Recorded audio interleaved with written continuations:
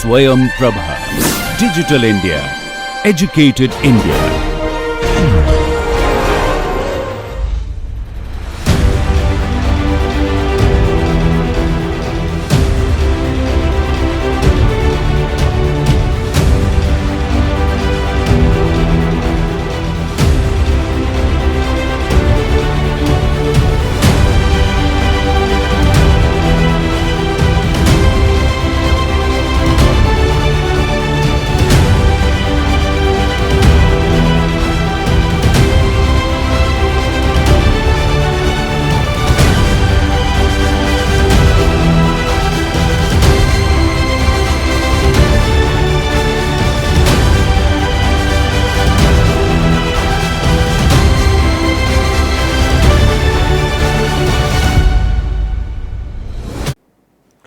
Hello everyone, welcome to the lecture 18 of the course Electronic Devices and Circuits. Today we will learn about the AC analysis of the bipolar junction transistors.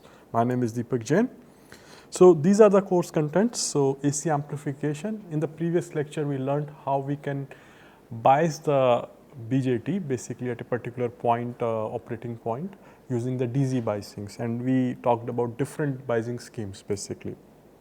So once the bias point has been fixed, for an example, let us say this is IC versus VCC characteristics. So somewhere here the bias point has been fixed using the DC point.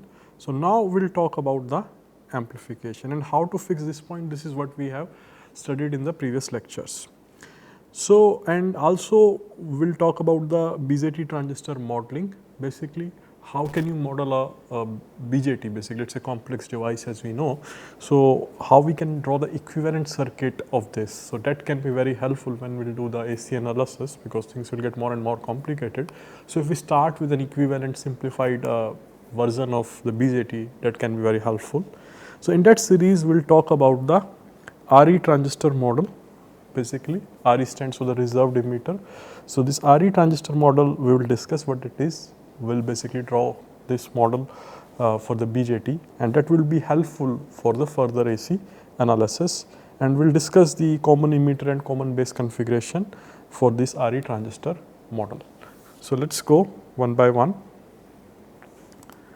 So when it comes to the AC amplification in BJT, like you apply an input signal and it gets amplified, the good question is that from where the extra power is coming. Of course, it cannot be a violation of the conservation of energy. So this extra power comes from the DC voltage, applied DC voltage. So you can see basically an amplifier like an optical amplifier. If you have an idea about this erbium doped fiber amplifier at 1550 which is used for amplification of a light. For an example, you have a fiber here and signal is coming, optical signal is coming at 1550 nanometer. It gets amplified here, right? But this power required for amplification is coming from the pump, which is a 790 nanometer or some other lambda. For an example, if it is erbium case, it can be 980 nanometer or a shorter lambda. Okay, 790 is for 2 micron amplification and 975 is for ytterbium. So this is the additional power basically which is required for amplification. This is signal, this is amplified signal. So something is happening same in these BJT circuits as well. So you can see, let us say this is your BJT system, amplification.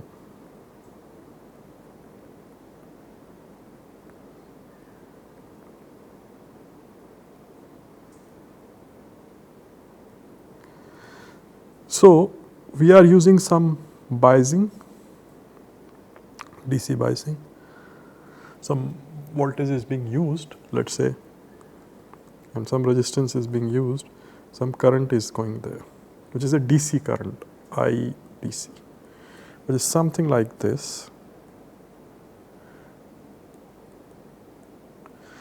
Now what is happening, input signal is being applied here, which is small in magnitude, and output is something like this, where you can say the base is IDC plus IAC. So on the top of IDC you have this signal, and if you compare peak to peak of this applied signal, peak to peak of this input AC signal, this is much smaller than the output AC signal peak to peak. So that's a basic fundamental of amplification. So no magic is happening. The power is coming from the DC source, which is amplifying this input signal to the output. So that's the basic amplification process. Now, if you are doing both the analysis, DC analysis and AC analysis plus AC analysis, we already did some DC analysis in the previous lectures, where we talked about different biasing configuration which are being used to fix the Q point. Fortunately, superposition theorem applies here. So you first can do the DC analysis, then on the top of that you can do the AC analysis. But there is an important link between these two. The DC analysis, DC biasing basically decides your operating point. Okay, so using DC analysis one can calculate the operating point, and then one can impose the AC analysis using superposition theorem.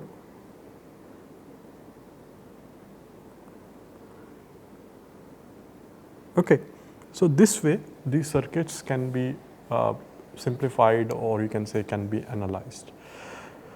And one important thing that one should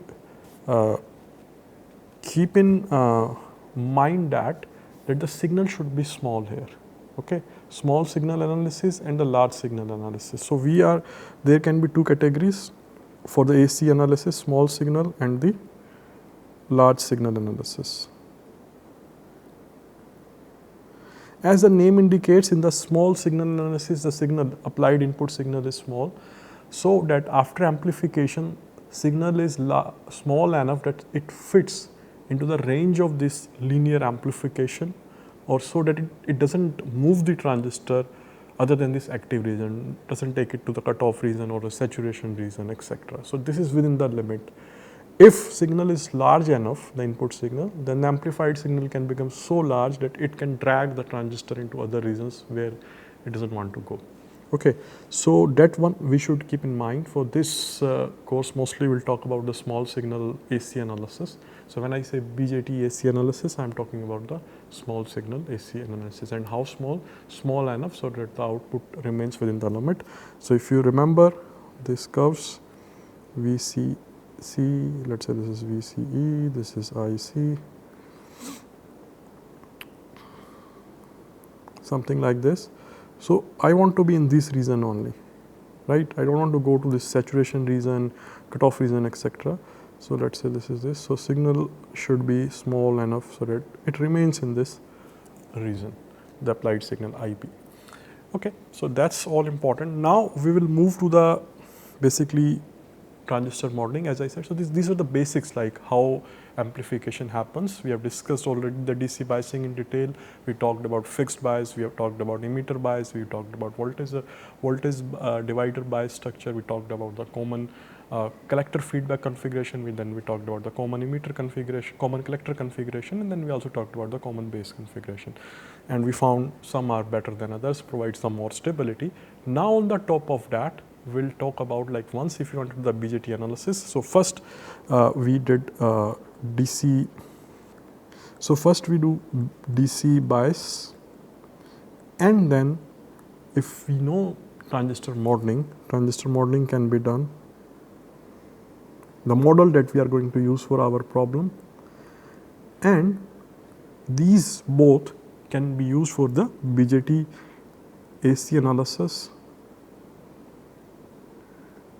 and then I will talk about how to do that analysis with the help of the DC bias and the transistor model.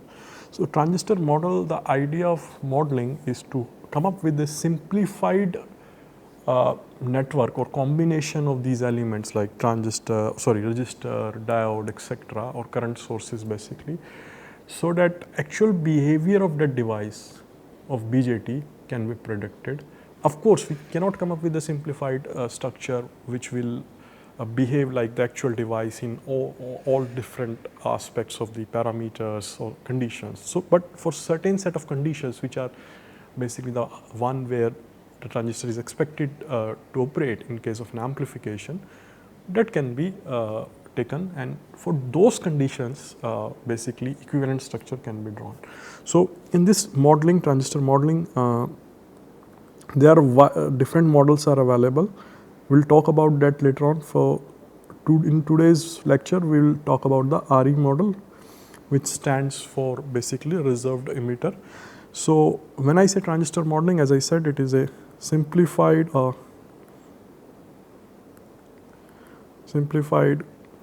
circuit diagram,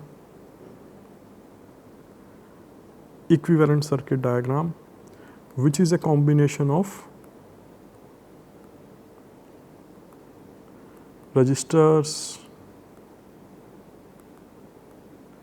diodes, current sources and other devices, etc.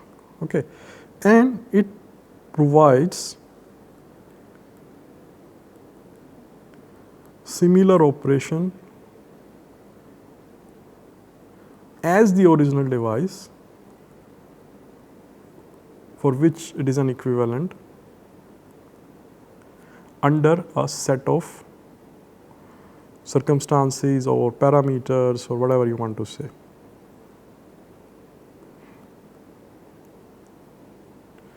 So, that is the thing.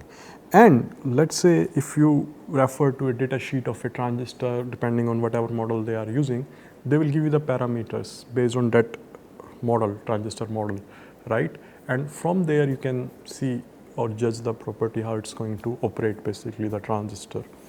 So, that is the thing, and now we will move over that and we will develop this RE model step by step using the proper BJT design, okay, how it works, and using the physics what we have so far understood about the transistor, how it works, etc.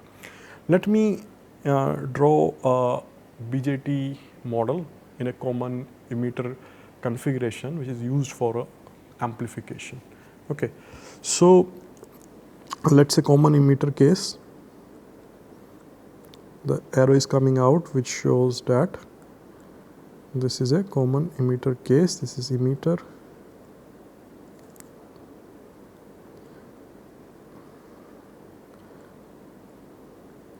this is the bypass capacitor, this is the battery here VCC connected to the collector C using a capacitor RC, and this is output again via a coupling capacitor. Here we will use the voltage divider bias.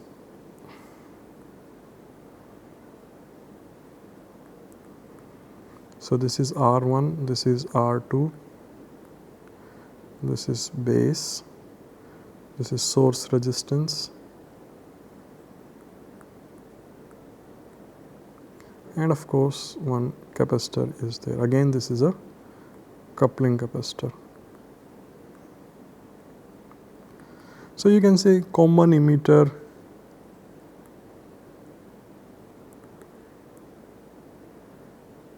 configuration for amplification. So, let us say you have got this circuit and one has to analyze this one. So, this is a voltage divider bias configuration. This is what we discussed in the previous lecture, voltage divider bias configuration. If you can recall, we talked about like potential between this point and this points will remain same, so current will adjust accordingly, so that with change in beta the IC doesn't change that much. So on the top of that, these capacitors has been used. So the coupling capacitor job is to basically to make sure that the operating point doesn't change when AC has been applied. So similarly, bypass capacitor is there, which makes sure that only it gets short circuited for AC signals. Similarly, these ones. So now we will draw the AC equivalent. In the previous lecture, when we were talking about DC bias, we used to draw the DC equivalent. So the step one for the analysis of this structure is that short circuit the capacitors.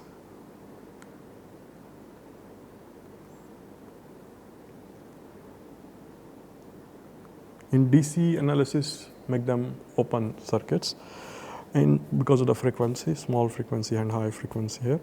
So now, first step is that you short circuit the capacitor.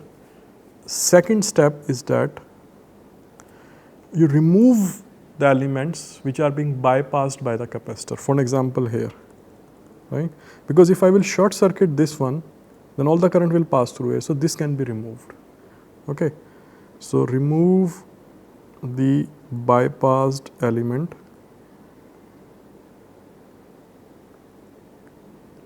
Also remove the DC batteries, because we are going to do an AC analysis. So remove the DC battery or DC voltage, whatever. So if I just implement these steps, what I get here is same circuit.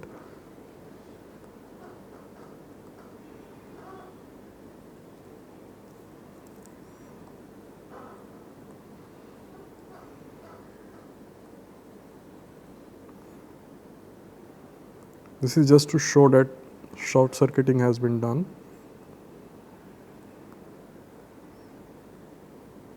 This is now grounded. This is also grounded, R1, R2, this is also grounded. This capacitor is also short circuited. This resistance will be here, RS, and signal will be here, ES. This is output. So this is the equivalent circuit of this at high frequencies of our interest. Now we need to define some parameters.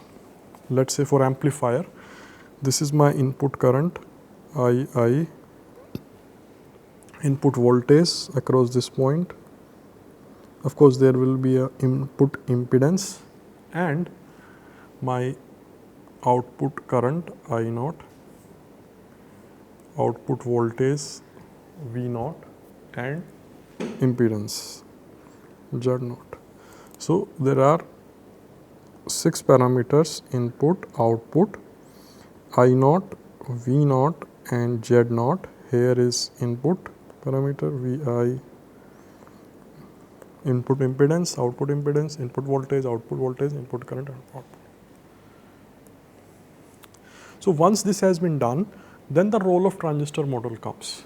The model transistor will come and will be replaced here, a simplified version of that, so that then all these other resistors, whatever are there, they will be solved together, and that will make this analysis fairly simple. So we need to come up with some model of the transistor in terms of these 6 parameters basically, and in this analysis this is what we are going to do. So let's still assume that there is basically a block. This transistor is a block. BJT is a sum system, because we are going to find out an equivalent of this. So these are the 2 terminals here.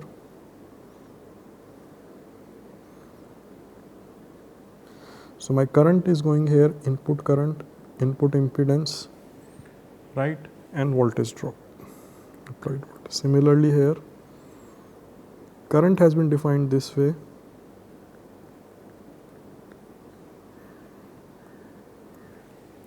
Entering into the system, I0, and similarly Z0 is looking into the system. Okay. This is the way notations are defined, not necessary that current will always flow in this direction. If it flows in this direction, then the I would be negative. So depending on the design, what is there inside the system. These are just the parameters basically. So if I see why the notations initially has been described this way, let's say this is the system with some resistance.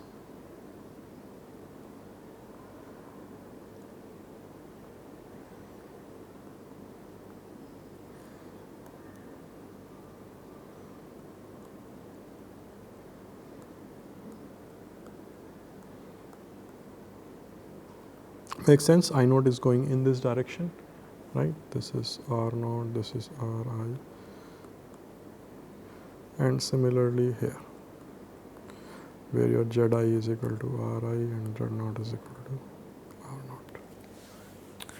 So these are the 6 parameters that we need to keep in mind, and accordingly we will develop the model. Okay. So this Zi is looking into the system, and this is looking back into the system because it is in this direction.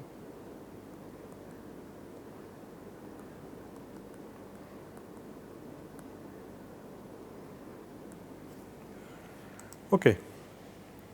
So now once this equivalent structure has been drawn or whatever, this can be implemented here with the help of these 6 parameters. So now we will see what would be that equivalent structure that we have been talking since the beginning. So for the case of BJT, let's start with the common emitter configuration because we have been using this common emitter design for amplification, this one. So now we'll talk with the common emitter, and first we'll discuss the base emitter loop. This is what we discussed this in DC bias configuration. Okay, so let's first look into the base emitter loop of a common emitter configuration.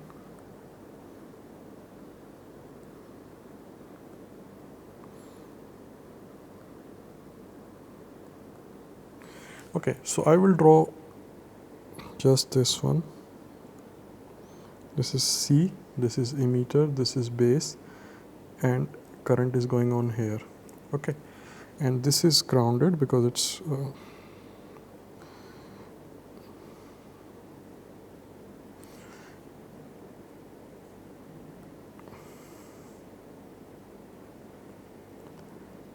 so VI is here plus minus, current IB is going on, so ZI I need to find out. Some current is coming here, IC, current going here is IE, which is IB plus IC, right? Whatever notation you want to use, one can use small or I for current. So here, if you see the input voltage, is this between base and emitter? This is base and emitter, so VBE. So my VI here is equal to VBE. Input current is equal to IB because that's the base current I am having here, right?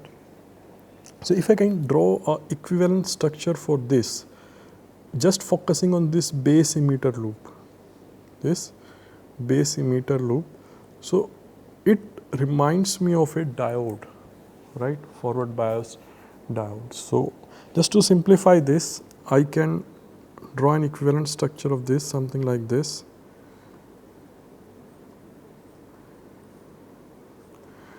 And this is VBE, IB current is going on, and this point is of course grounded, and there is an additional current. The only difference is that there is an additional current IC which is going on here.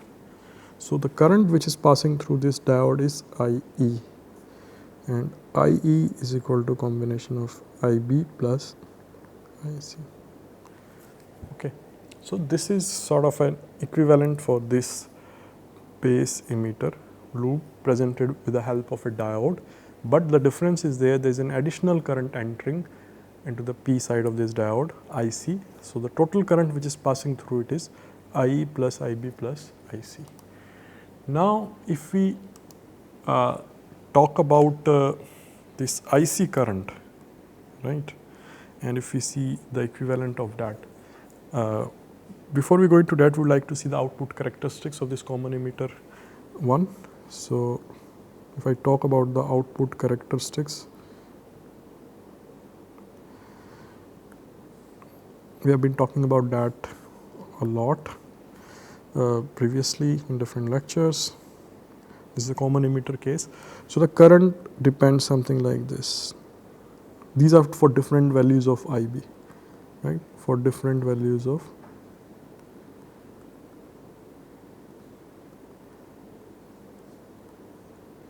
something like that, right. These curves are not linear, they are something like this, but for this approximation let us assume they are linear, okay. Or in fact we can have more simplification if we just assume IC, this VCC, something like this, okay, for different B's. Beta is constant here. So, we can use this notation IC is equal to beta IB. So, in this equivalent circuit we can make IC to be constant current source where beta is constant and IB is coming from here, which is of course function of VBE. So, this IC will be dependent on this beta IB and we can make it a constant current source, and then we can draw an equivalent structure. So, if I draw taking both into account, what I will get is, this is my diode, this is grounded, VBE, IB, and a constant source is there. So, you can say this is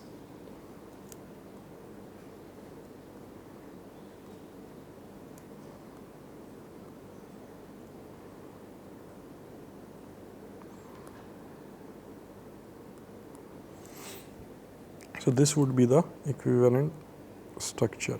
IC is going there, which is IC is equal to beta IB, okay, and this is IE. IE is equal to IB plus IC. So, this can be a equivalent structure.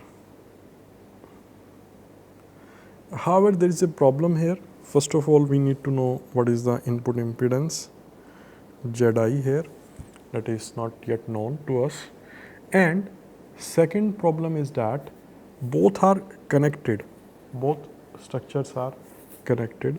So, it looks bit awkward to solve this. So, if we can separate out both this input part and output part, that will look good.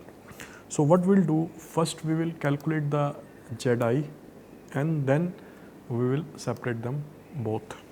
So, before we do so, because as we are talking about the input impedance here, how about the equivalent circuit of diode, like in order to further simplify it? If you can recall, when we discussed about the diodes and their equivalent structures.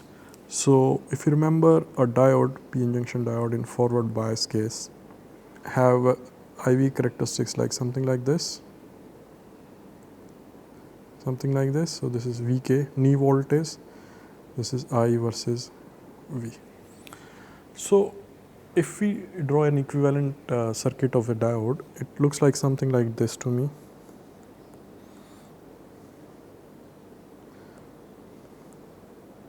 So, this is some average resistance RV, this is voltage and this is diode. So, an equivalent IV characteristic for this would be VI .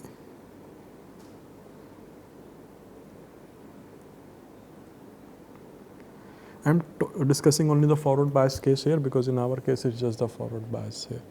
So, the approximation of this is this, and this can be resembled by this. Here we have assumed diode to be ideal. Now, if you can recall, if overall resistance of the network whole circuit is much larger than, then this can be ignored.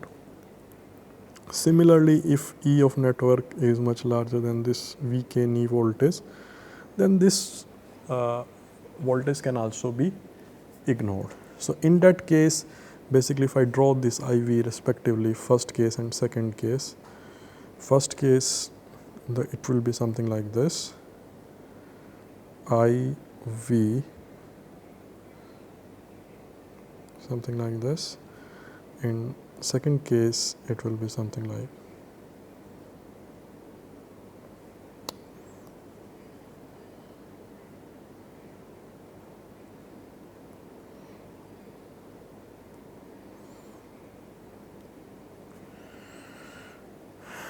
right. So in our case we want to take care of the resistance because that's why we are calculating GI. So we'll take care of this average resistance of the diode, right. So we will use that, this resistance. So first we'll calculate ZI. ZI is VI divided by current. Okay. So now we will calculate how much is that, but we'll keep this in mind that there is a resistance of the diode that should be taken into the account. So input impedance or input resistance VI is equal to II, and VI here is VBE, because if I draw the structure again, this is something like this.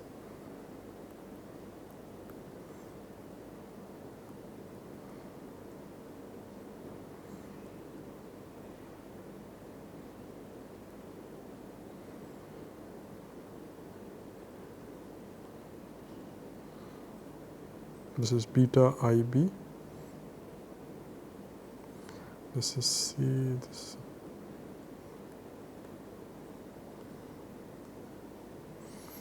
So here V is VB and the current is IB. Okay. So now what is VBE? The voltage drop across this one. What is VBE? So that depends on the resistance of the diode, and let's say the resistance of diode is RE, like we use R average or whatever you want to use it. So voltage drop here between base and emitter is the current passing through, which is IE, and multiplied by the resistance. So VB is equal to IE multiplied by RE. Okay. And we know that IE is equal to IB plus IC. And we also know that IC can be approximated as beta IB. So it can be written as IB plus beta IB RE, which can be written as beta plus 1 IB RE, and which can be approximated as beta IB RE, given beta is much larger than 1. So this is VBE. Now if I replace this VBE into this expression for ZI, what I get is ZI is equal to beta IB RE divided by IB. So what I get is beta RE. So my input impedance is beta RE.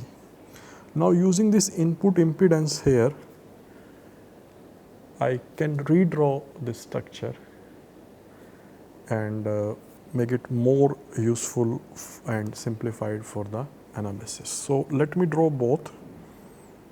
So what we have got so far and the use of this input impedance and then the equivalent structure. So far what we have got is this one, VBE, this is IB, beta IB, this is IC, this is C, this is grounded, this is E, this is C. Okay. So, and this is your IE passing through this is RE. Okay. So here what I did, this diode has been just replaced by this model, where I have assumed this condition in network is much larger than the knee voltage. So, the equivalent diagram here becomes like this, and since it is ideal diode, we can replace it assuming current will go in that direction only. So, with this resistance only, RE resistance only. So, this is the diagram. Now, I have this additional piece of information that ZE is equal to beta RE. This is what we derived here.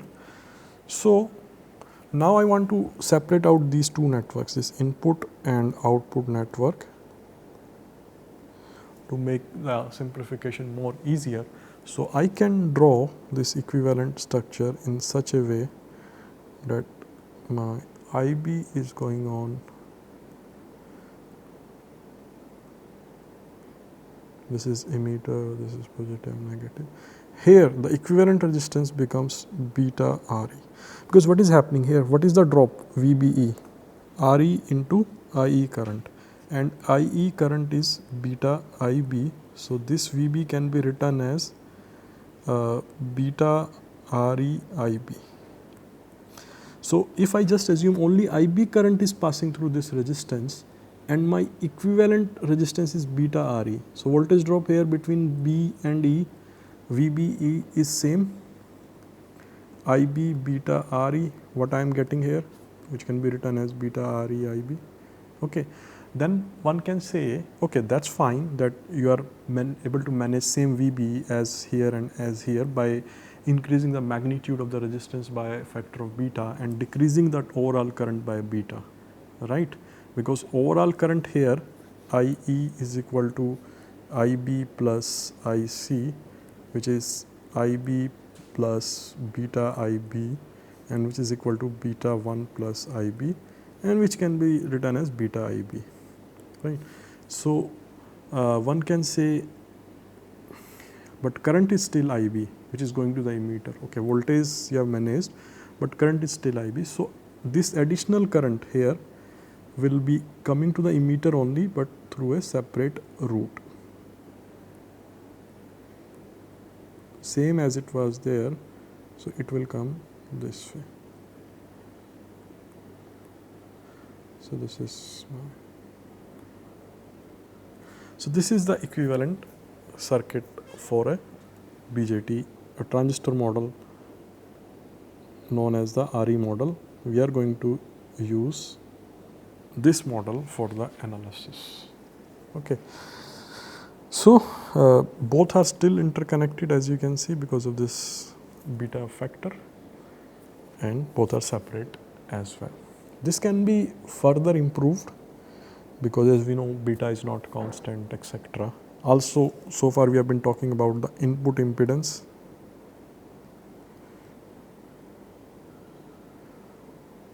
How about output impedance?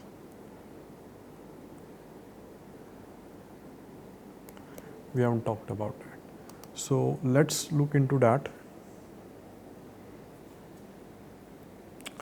So, the question is like, what, like we have simplified it too much, right? That is why there is no output impedance. So, what is the reason that why there is no output impedance? The thing is that if you go back to this IC versus VCE characteristics,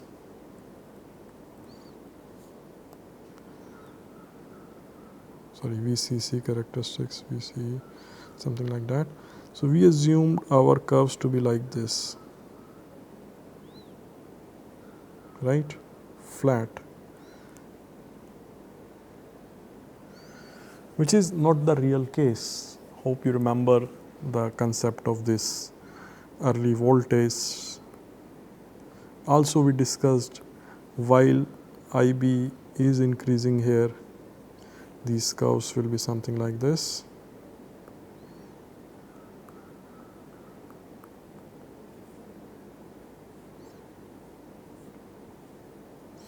So, for different IBs, IB2, base currents basically, IB1, IB0, whatever. So, again these are the different base currents. So, this is not constant like this, right. Here you can say V is increasing, current is constant, so R is almost infinite. It cannot be either this way as well, like you have current here and voltage here, like something like this where R is 0. So there is some finite resistance is there, right? And we talked about this concept of early voltage where they meet at a point, something like that, named after its inventor, early voltage. What is happening like with increase in this voltage VCE. So let's say this is your one. So what will happen? This depletion region will increase. This depletion region will increase. So that's where your IC is increasing. More IE will penetrate and will reach the more IE will reach to the collector. So this is something we discussed in the when we are discussing about the transistors. So that's why these curves are not straight and they increase with increase in VCE because of this effect, because of the reduced base region. So they can easily cruise through the base. Okay. So there is some finite resistance is there, and this is output characteristics, as you know, IC versus VCE. So we'll talk about that. So that finite resistance, let's say we call it R naught, okay, between V and I, or if you just want to talk in terms of slope of this, then it will be 1 by R naught. So that can be used as a output impedance. So in such case, basically the equivalent structure of this, will come back to that, how to calculate that R naught. So in that case, the equivalent structure for this would become something like this.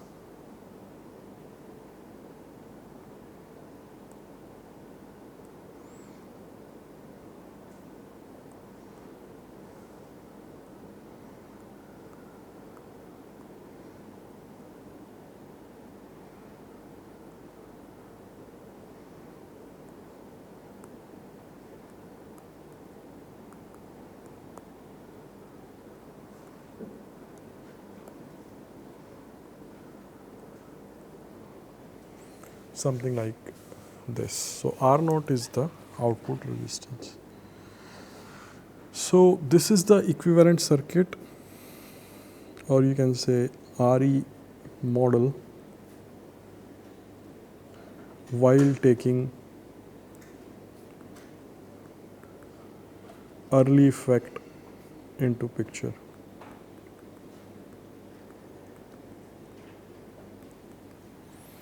Right. So how to calculate this R naught, that is important. So we'll redraw this diagram of IC versus VCE, and then we'll see how to do that. So this is IC, this is VCE,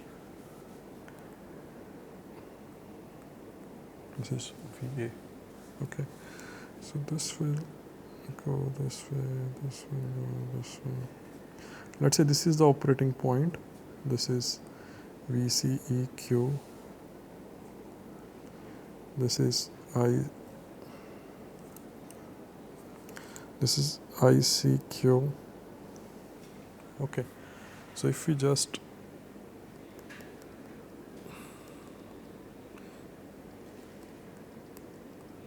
something like that. So this is VA basically.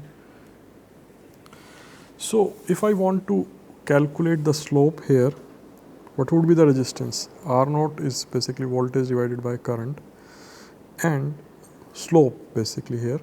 So that can be seen as VA mod plus VCQ, that is 0. So this voltage plus this voltage plus total of this current, right? So you can say the way I am calculating is minus V minus VA, right? Assuming VA is negative, I minus 0. So when there is early voltage VA, current is 0. So this is the slope, okay? So this is the expression one can use for this. Also, if you don't have this early voltage available, so you can choose 2 points here, somewhere here, okay? So R naught can be delta V divided by delta I. Delta V in the CE and delta I is the delta IC. Okay. Using this, one can calculate. So now we have reached to a stage where we have the equivalent structure, and from here we can we can use this structure. So the whole idea is like we use this equivalent diagram in this case here. So we will replace that equivalent diagram here. Then it looks so simple, right? If you have these resistance, this will come into the parallel here. They can be combined and it can be easily simplified. So this is the whole objective of these models rather than using this structure. So that it doesn't look like a special or complex device, it looks like as a another set of combination of the resistances or current source. Okay, so we would not go into that, we will take that in the next lecture. So what we are going to do now, because we have drawn this equivalent structure for a common emitter case,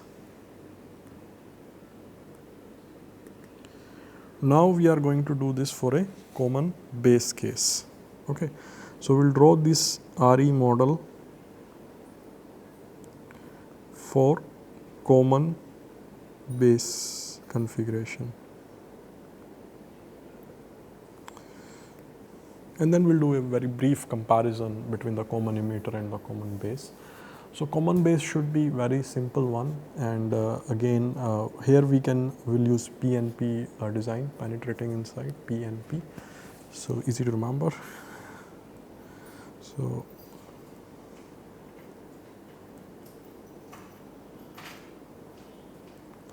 this is the base,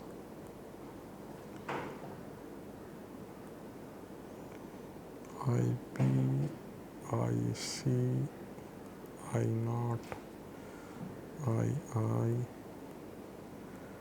VI, V0, ZI, Z0. Okay, so this is a common base configuration with all these 6 parameters. Now again this is base to emitter junction, this forward bias.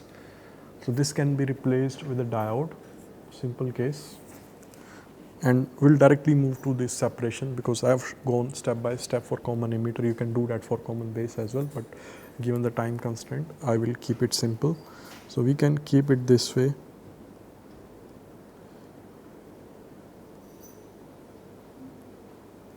Something like this. So this is the diode, and the input current is here, which is emitter current, not the base current. Last time it was the base current because emitter was common. Here the base is common, so it's the emitter current. And if you remember in common emitter configuration, IC was alpha IE, right? Because if you remember, now we are taking the case of PNP. So this is emitter case, starting from emitter, how much it will reach, cruise through this base and reach IC. So this is decided by this factor alpha. So this is a, so this becomes alpha IE, and the polarity of the current will be in the other direction here, because this is going into the collector, coming out of the collector, right, going here. So I0 and IC is here, so both has a different direction. So I0 here is minus of this IC. Depends how do you define the notation. So ZI here is this, Z0 is here, and this is VI. So now we'll further simplify it. IC you can say is equal to alpha naught. So now similarly we can bring the resistances here as we did in the common emitter configuration. So R0 we would like to have, and we would like to have RE, right? So here one thing you need to keep in mind, that no such beta factor will be there, right? So this current I is passing through just this diode, so this diode resistance will be there, which is very small compared to this one. So this is RE,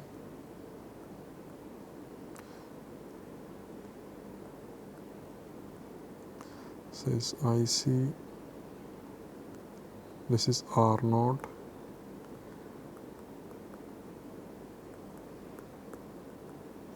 here this is IE. Okay, this is my base, emitter, base. So this Zi here becomes Re. I have replaced a diode in the previous case here with the resistance. So this is basically you can say IC, this is I naught, this is II. So this is an equivalent structure for a common equivalent circuit diagram or model, whatever you want to say, for common base configuration. Now here you can ask me what is the role of this R naught, right? So this R naught, as in the case of common emitter case for output characteristic, here IC versus VCB, not VCE, right? Not VCE, here VCB, right? So these characteristics are these, and of course these are not again straight. So the slope here, whatever is here, is 1 by R naught. So this is something we need to implement. Now the question comes, a very quick comparison between common emitter model and common base model. So here you can see that what is happening, IC is coming out of this. So input current and output current are in the phase, same phase. On the contrary, in common emitter, input current was this and output current was this, coming in this direction. So there was a phase difference of 180 degree, right? That's the difference. Common base has a very low input impedance, very low input impedance.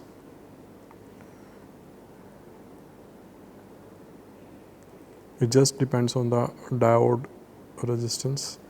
Secondly, here the input impedance is very high, which is beta RD or beta RE, whatever you want to use, just RE. So these are the two basic difference. So one can ask what would be the equivalent model for common collector. You can draw it for that. I'm not going to do that. Or you can use the common emitter model as well there. And one can also ask, like, so far you have been talking in terms of NPN and NPN for this common emitter case and PNP for common base. How about the others? You can use same model. It won't make much difference. As we know that when we use NPN or PNP, the polarities will be reversed. But in AC analysis, anyway, like the analysis, the signal has both, right? It will anyway will change. So it would be useful for both, either NPN or PNP. These models will be useful for both. So that's the thing. Now what we are going to do, basically, we will implement these equivalent models basically with the biasing conditions we discussed, emitter biased and voltage divider bias and all that in that model what we have shown, and then we'll solve the complete network, we'll calculate the amplification factors, etc. So this is the way how the AC analysis of an amplifier can be done. So if I just summarize what we have done so far today. So we talked about how AC amplification happens, what is the cause, from where the power comes. It's not a miracle, right?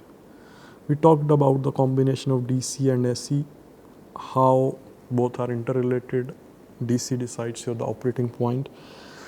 Third, we talked about how to deal with a BJT network, like 3 rules. First, remove all DC voltages. Then we talked about short circuiting of capacitors.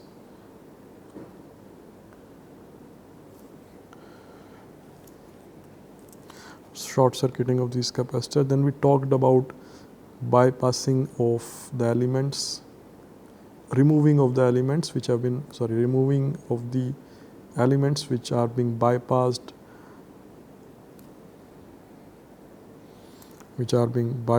by these capacitors. bypass capacitors, and then implement or use the equivalent simplified model. And we talked about two such simplified model, one in common emitter configuration, and another is in common base configuration. Step by step we discussed how we can make these equivalent circuit diagrams. Now we will, in next lecture, we will implement these circuit diagrams in these BJT networks and solve them, and we'll calculate the amplification factor. Thank you very much. See you next lecture.